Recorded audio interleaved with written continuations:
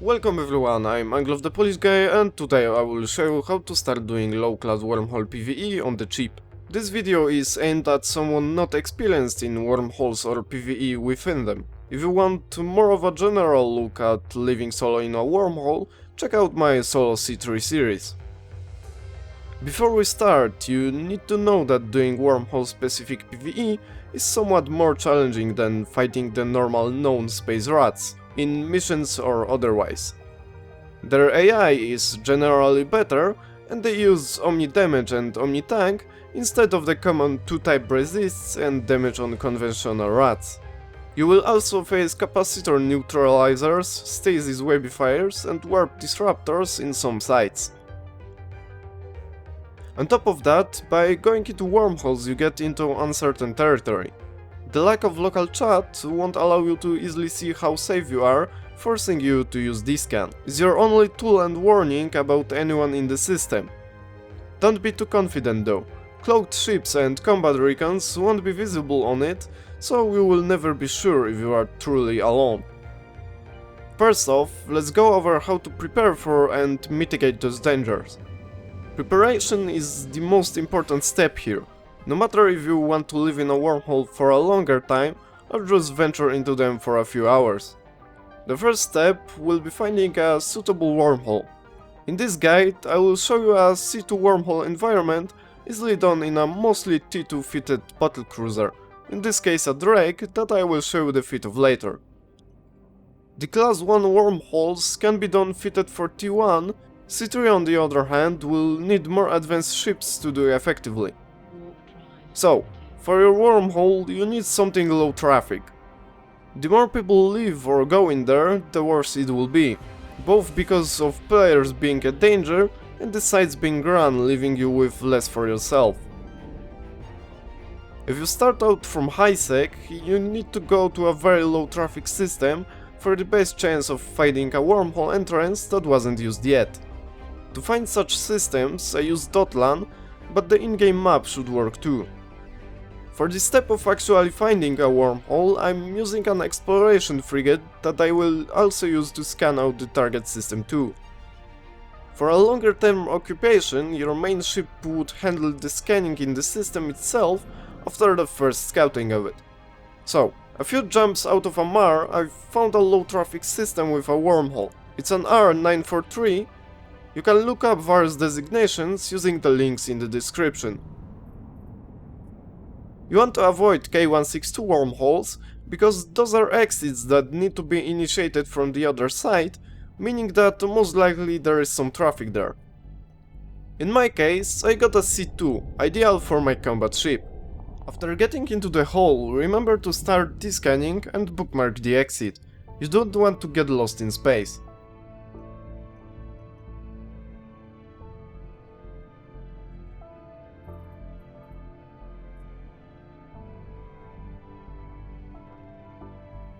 Your next order of business is setting up some safe spots. Use a few warps to get a spot that won't be easily warped through by going from any celestials. If you want to stay there longer, it would be a good idea to scout the local bosses to see who lives there.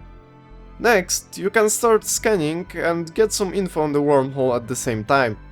Find out the Z-killboard activity, the statics and the effects. In my case, it was a fairly inactive C2 magnetar wormhole, meaning that I get more damage but less application. For more details about various effects, use the link in the description. This wormhole also has a nullsec and C5 guaranteed wormholes called statics, so I won't get that much traffic. If you want to live somewhere long term, then try to avoid high-sec connections, because that's where most of the players come from. For something long term, you can use Sigi or some other service to keep track of signatures and anomalies in the system. In my case, I didn't have many signatures, so I just bookmarked those of interest, since most of my work this time will be focused on anomalies. So, now that you have everything scanned out, you can bring the main ship. In my case, I found out that a Drake works really well and is fairly cheap. My feed here might not be the best, so refer to the comments for any improvements. My main weapons here are rapid light missile launchers. They do more DPS than heavy missiles, and their application is way better, allowing you to fight frigates without the need for a target painter. They have issues with the long range and reload time though, but that was also affected by my not so perfect skills and wormhole effects. The damage application makes it worthwhile anyway. The utility high slot is used by either a cloak or a probe launcher, depending on the situation. Use sister probes for the best scanning ability. In the mid slots there are two large shield extenders, an adaptive and EM ward fields, and a thermic amplifier for tanking. Most of the time I also use a tracking computer with a range script, because a lot of the rats in the C2 orbit slightly beyond my range. The cap of this setup isn't that great, so those modules could get swapped for more passive tanking if it runs out. The fully passive feat tanks around 300 DPS while doing 240 DPS damage. The full tank alternative tanks 500 DPS, doing almost 200 damage. The usual setup for low slots are two ballistic control systems for more damage, but they would get swapped for guidance computers if there was a need for even more range, or removed for more shield relays. The other two modules are shield power relays for shield regeneration. Rigs are T1 core defense field purgers. As you can see, this Drake is mostly passive tanked. There are many reasons for that. A lot of the time you need to face newts, which makes relying on cap hard. You sometimes need to stay on the field for a long time too, in which case a passive shield tank will just hold without the need for any ship activity. The Drake bonuses and slot layout makes it ideal for this tanking scenario. As for the cargo, you need various refitting modules. Other than the ones I mentioned, I keep some scan modules to get it done faster, salvagers to get the wrecks done, cap rechargers just in case, an armor repair if something manages to get beyond my shields, a probe mod that isn't really necessary but might be useful, some PvP modules, scripts and spare drones.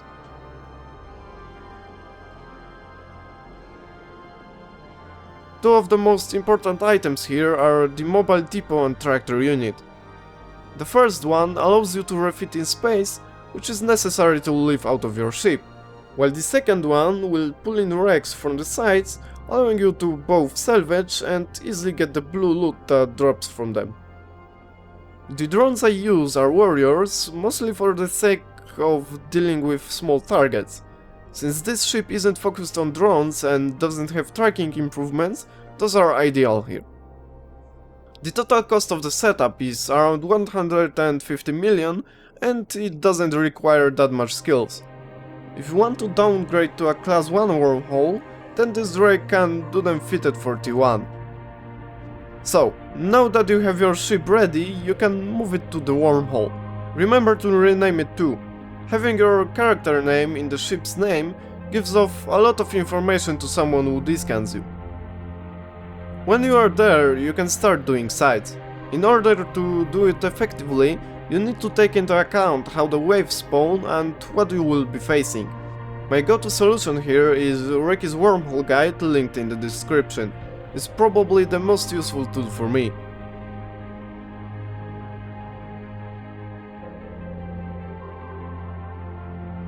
The moment you warped into the site, drop your mobile depot and tractor unit.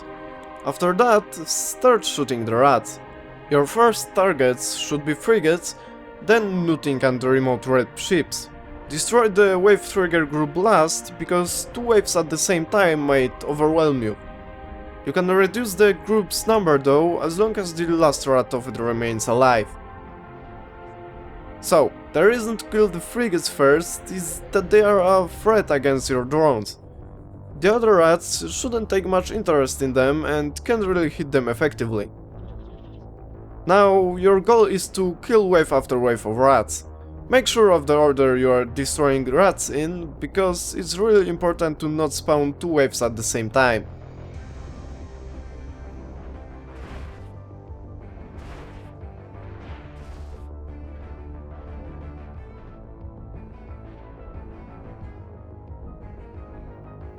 If your warping point wasn't close enough like mine in this case, save the spots somewhere closer on grid and warp back to it. Try to have the spots ready at the start next time by warping in at 100 km, saving a spot, warping off and in again. This drag setup has some range issues, so that will be important. If the wave has rats that orbit beyond your range, then try to take them out first if they aren't the trigger. Refit for more range if you need to.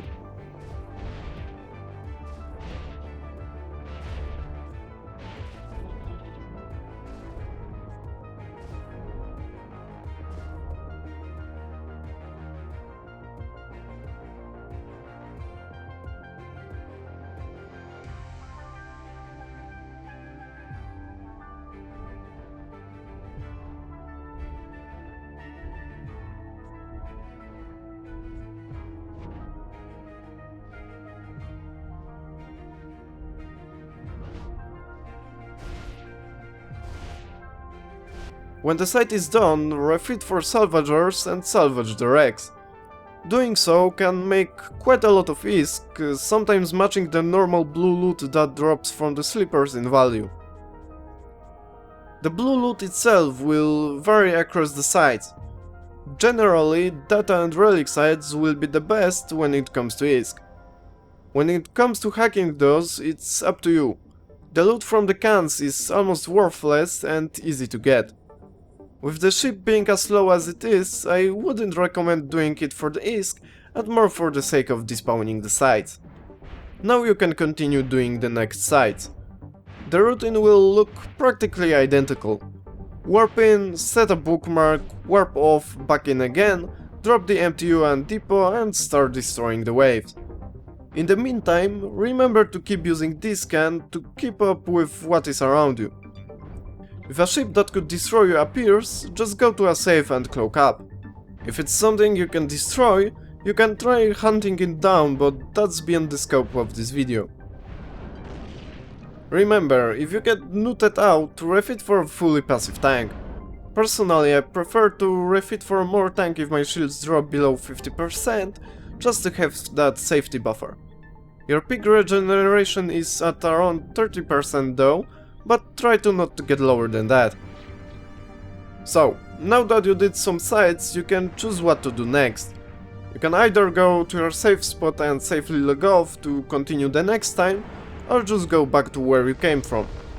Remember that if you want to stay in a wormhole for a long time, you might be cut off from resupplying for some time. If you have a low sec static, that might not be that much of an issue, but you might not get a good connection for a while. Either way, when you finally come out, you need to sell the loot. The blue loot is unique here because it is bought by NPCs on certain stations that you can find by browsing the buy orders. You won't get more money than that, so fly to such a station and sell to an NPC by order. The rest of the loot will need to be sold as you normally would. In the case of this trip, I made around 70 million in 4 sites, taking about 1.5 hours. Your time efficiency will go up the more you do this. For me it was first time even flying a Drake. Holding a wormhole long term will also help, since you don't need to scout that much. Day tripping is good if you don't want a character stuck outside of known space though. That's pretty much it for the PvE basics of wormholes. Prepare, scout and try not to get killed. Even if you lose your ship, it isn't that expensive and the ISK rewards are worth the risk in my opinion. If you want to see some more advanced expeditions, then watch my C3 solo series. Other than that, consider subscribing if you want to be notified of my future videos. As always, if you have any questions or advice for me or others, leave a comment. That's it from me today, see you next time!